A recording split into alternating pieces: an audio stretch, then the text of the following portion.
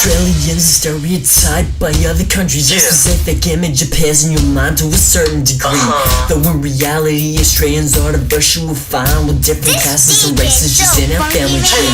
Do we really lead a laid-back and iconic life, not having a care in the world's about getting stuck? Or you're a good battles with nothing good to say, just joking around or swearing about the day? The energy comes to mind. Bella clutching his beer with the body, with his gun hanging over his shorts and behind.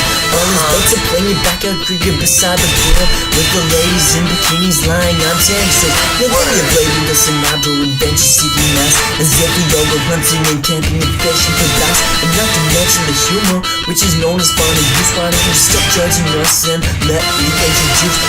Aussies have been labeled like this due to the representations that persist settled by the British in 1788.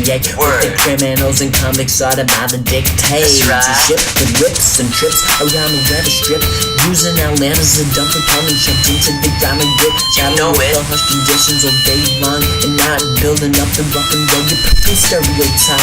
Your national hero being the famous Nico who ran around with the saucepan covering the head of the thief, and a national song about a roaming working sheep sailor who hides, no wanting to get closer, goes off and suicide. It's the colonized history showing a ratio of 2 to 1 of men to women, and this is why they wouldn't make fun of the Aussie road type character, and the closest without mates and need the commonality, we sound like we all relate. Along with this is helped by the famous Australians anti-portraying the way we act with an exact perception that countries get to see for free, like Crooked and Deceiver and a Russell Coit, who is shown as the larrikin laid back boys, battling through the horror, sharing jokes along the way. One of us falls over, mates will help us, no delay. Aussie filmmakers negatively exaggerate some coaches confronting the audience with views that they cannot account for.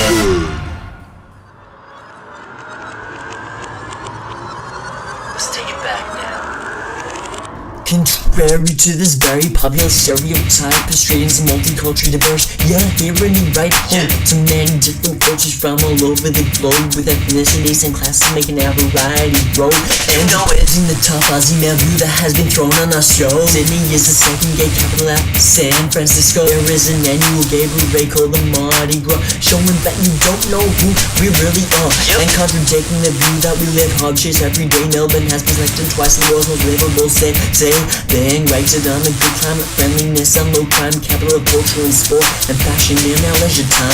Queensland has been labelled as Australia's top pride, with its tropical climate and endless beaches. Lifestyle through the races and against overseas migrants, just walking through our city and feel multicultural vibrant. The qualities of mateship and friendship Aussies do share, along with trust and equality, and Australians we learn.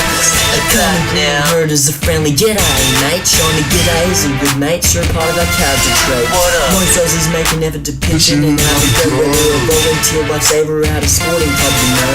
The stereotype is cast back and actually transform, becoming self-fulfilling prophecy, making Australians conform. In 2006, a national census resulted with 44% of people saying that their background's from another country. With over 200 nationalities. So if you thought we were all laid back and free clones of each other, why don't you come and get to know us one after another? Look the stereotype over us, please don't condemn, because as Aussie we are brought close together with our freedom. Oh, we are young and free.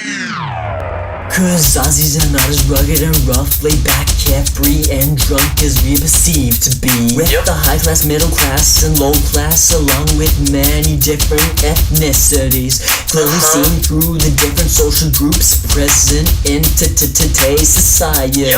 With as many assorted interests as people have from any countries.